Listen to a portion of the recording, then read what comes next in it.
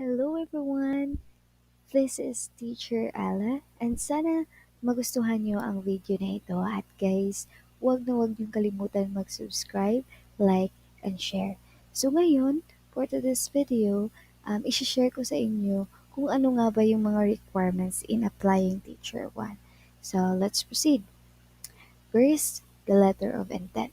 So dito makikita ng mababasa nila ano yung mga personal details mo and of course, kung saan ka nag-aral, kailan ka nakapagtapos, anong mga kailan ka nakapasa sa let, at iba pa. So, this is one of my example. So, first, meron po tayong ditong date. So, kailan po yun? So, February 20, 2025, School Division Superintendent, ilalagay niyo po dyan sa block na nilagay ko. Surigao del Sur Division. Of course, sa Surigao del Sur po ako nagpa-ranking. So, let's proceed. Through, ano nga ba yung through? Kanino mo ipapasa? Through Division HRMO. Sino yung Division HR ninyo? So, Department of Education, Division of Surigao del Sur. So, this is one of my example of the letter of intent, guys. I'm sure kung maganda yung inyong pagkaka-paragraph or kaya um, pagkagawa ng letter of intent ninyo, maaaring isa kayo sa mapili nila kasi nga yung sa akin, pinaganda ko talaga yung letter ko para pag tingin nila ay marami pala itong skills, marami pala itong trainings at nakapag dito kasi nila mababase na kung may experience ka na parang summary mo na kasi itong letter of intent, summary ng buhay mo. So, greetings of peace and love and a view of utmost desire to be part of Department of Education. I would like to apply to your good school as a teacher one in elementary and junior high school. So, um, ito po yung in-applyan ko, yung elementary and junior high school, which commensurate with the educational qualification and persona. In the connection with this, I graduated in North. Of course, naka-block po yan kasi ayokong malaman ninyo kung saan ako nag-graduate. And with a degree of Bachelor of Secondary Education, major in Filipino. So, major in Filipino po ako, guys. So, I have got 34 units and continue my studies in Master of Arts in Filipino Language at Northeastern Mindanao State University main campus. So, meron na po akong 34 units. So, kung mapapasa ko yung mga subject ngayon, hopefully guys, hopefully talaga is makapag-compre na ako. So, I also passed the license exam for teacher or LAT. So, after graduated a bachelor degree, I became volunteer teacher. So, 2 years po akong nag-volunteer and I honed my abilities in the lesson planning, classroom management, and engaging diverse learners. Hence, I am respectfully and humbly requesting in your good office to retain the school I scores of my demo and TRF and update and add in my scores in training and education from the previous application. So guys, retain na po ito. Huwag niyo pong ilalagay na retain kung bago pa lang kayo nag-a-apply. Sa mga old na po, ilalagay niyo pa po dito na magre-retain kayo sa demonstration. Ibig sabihin lamang po na hindi na kayo magde-demo kung ano yung score ninyong nakaraan, yun din yung magiging score niyo ngayon. So, please find the attached personal data. Of course, kailangan niyo po ilagay ito sa letter of intent ninyo. Yung Gmail account, kung saan kayo makakontakt, yung phone number niyo po. So, I believe that my background and educational will help consider me as a potential candidate to shape the generation of the future. So, yan po yung example ko sa letter of intent. Guys, galingan niyo po gandahan niyo po yung mga paragraph natin nito kasi ito talaga yung unang mababasa nila. So again, next is the PDS. Ito yung PDS CS form revised to 18 with work experience sheet. So, saan natin mahahanap itong PDS? So guys, pwede kayong mag-search sa internet. Meron ito kung saan yung picture number 1, um, ito po sa pinakauna, the Civil Service Commission. Diyan, pindutin niyo lang po yan, mada-download niyo na yung PDS. So, fill up niyo lang po yung mga personal details ninyo. At the end po, at the end, 1, 2, 3, 4 kasi yan. So, 4, um, doon ilalagay niyo po yung mga contact number ninyo, contact ng mga naging principal ninyo, and then ilalagay niyo yung picture ninyo doon. After that, ito po ay ipapa-notaryo ninyo. So, yung pagpapanotaryo, yung PDS at Omnibus. So, sabi nila ngayon, pwede na daw hindi tayo magpanotaryo sa abogado. Pwede na nating, um, pwede na magpirma yung mga barangay captain, mayor, congressman, at iba pa. So, yun yung po yung sinabi sa amin. So, one of the example naman dito sa work experience ko. So, guys, kung sa tingin ninyo, mahirap maghanap ng, wala kayong, wala kayong alam kung saan kayo makukuha ng work experience sheet. Of course, meron po ito sa Google. Civil Service Commission, pindutin nyo lamang po yan. Ang hanapin nyo lang po ang work experience sheet and then lalabas po yan sa Google. And then, download nyo lang po. Ito po yung example ko sa work experience ko. So, instruction include only the work experience relevant to the position being applied to. So, duration ko, first na nag-volunteer ako, year 2023. So, October 13, November to November 13. So, meron akong 1 month. So, position ko doon. Ano yung position ko as a volunteer teacher? Local school board teacher yung tawag sa amin. So, name of the office, yung naging principal mo or naging school head mo dito. So, ilalagay mo dyan. Immediate supervisor, name of the agency. So, of course, name of the agency, the Department of Education, Division of Surigao Sur. So, kasama na dyan yung saang lugar. Okay. Next is the photocopy of certificate, eligibility, and report rating. Guys, kailangan talaga to.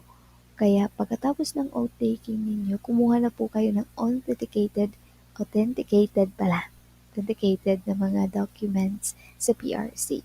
So, ang pinakamahalaga lang po ay ang rating at yung valid ID. So, sa rating, ito po yung rating. Of course, tinakpan ko po para sa privacy ko. So, report of rating, name of examinee, tapos yung rating po ninyo, then that's it. Kailangan nyo lang po magdala ng itong, ano pang tawag ito, nakalimutan ko na. So, kailangan nyo lang po magdala ng pera, especially pera. Kasi, I think nasa 75 pesos yata ang isa nito. At ipa-authenticate po pa talaga. So, yun guys. After the oath taking, kumuha na po ako agad nitong mga rating, certificate of rating. So, next is photocopy of valid PRC license and ID. So, ito po yung ID ko at kailangan rin po ito kapag ikaw ay nag-a-apply as Teacher 1 applicant.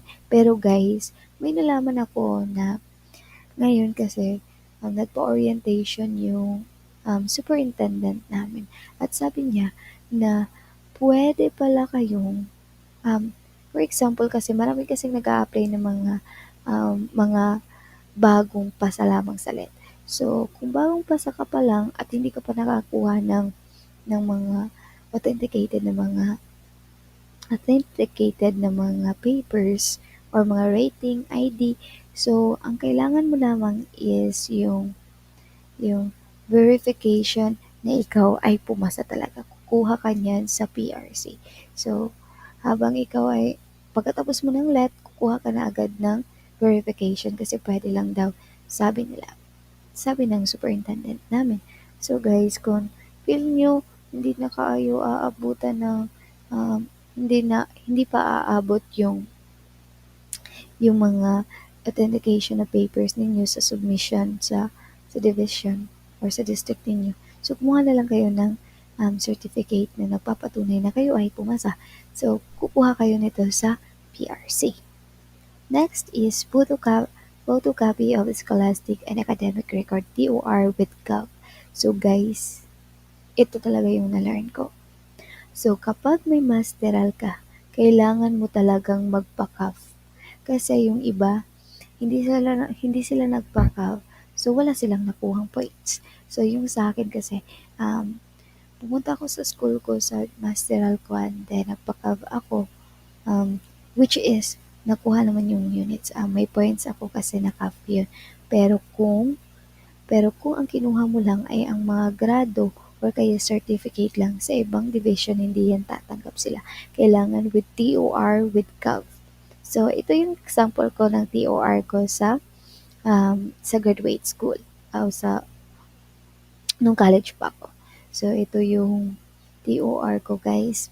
Yes.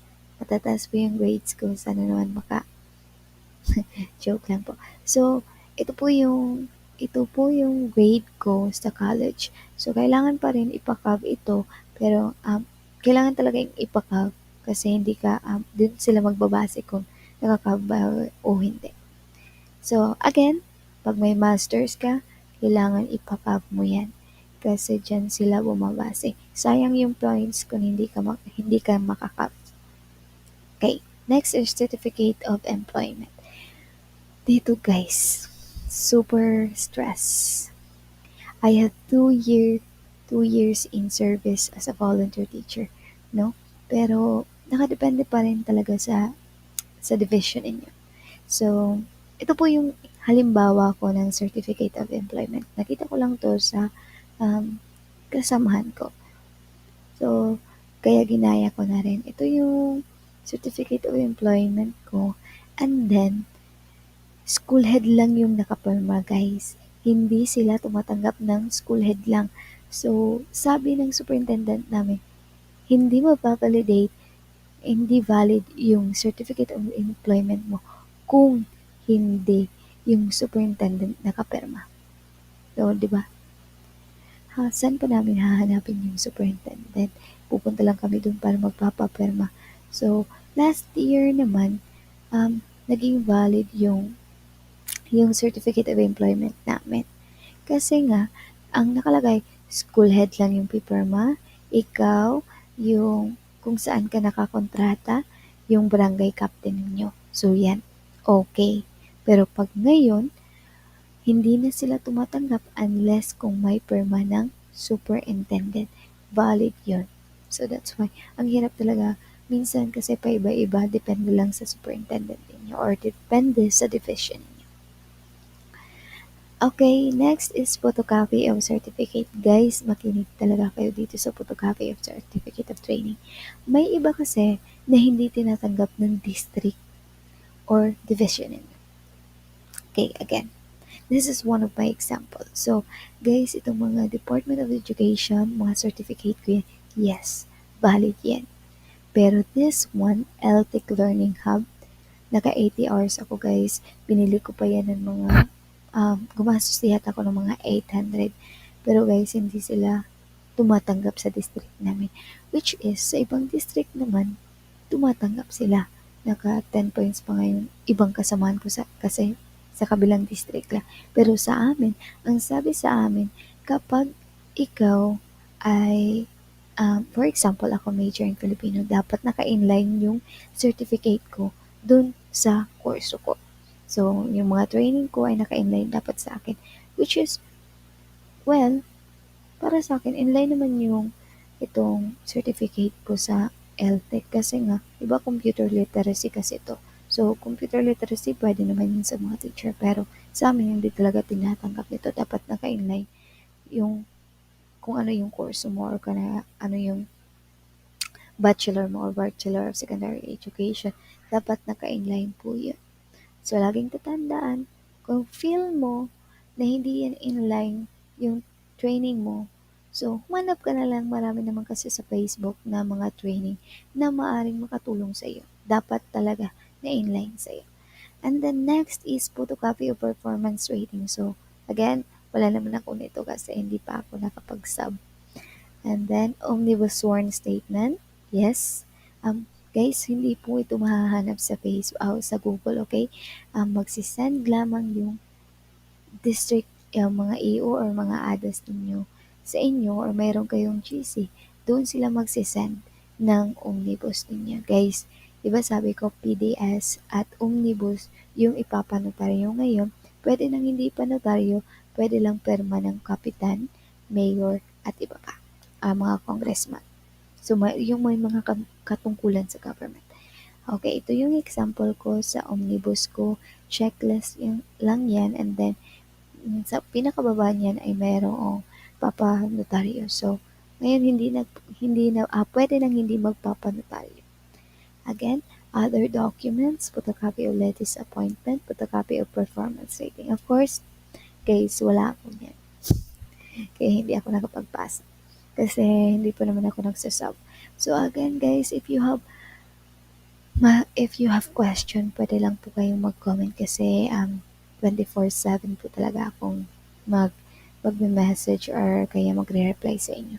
And guys, please, I hope na matulungan niyo ako ng 500 subscriber and sana huwag kalimutang mag-subscribe, like, and share. So kung may gusto pa kayong malaman about sa requirements para sa pag-apply sa Teacher 1, maaari po kayong mag-comment at kung ano yung susunod ko rin na video. Thank you!